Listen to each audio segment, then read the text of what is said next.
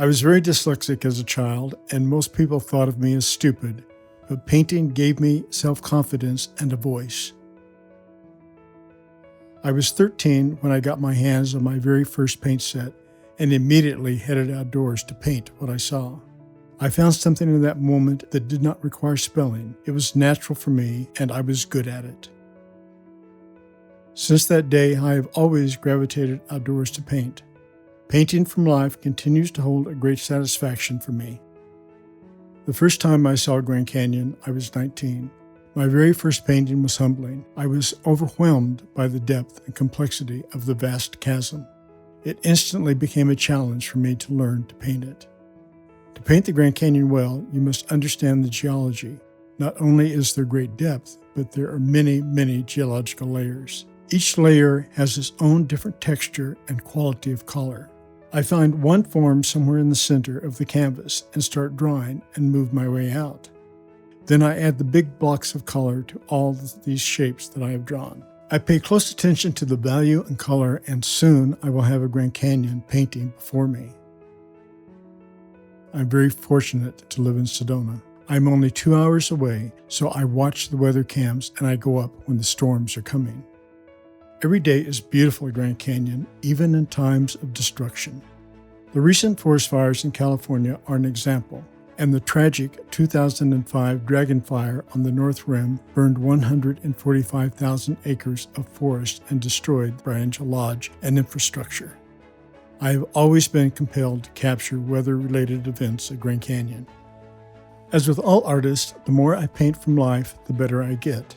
I never paint anything in the studio that I did not first paint from life. The soul of the painting comes from being part of the experience. You cannot just take a photograph and go home and paint. It doesn't work that way. You have to be there to understand the nuance and moment of the place. My goal always is to take those emotions home with me. I know that when I'm working outdoors a lot, my paintings become very, very loose.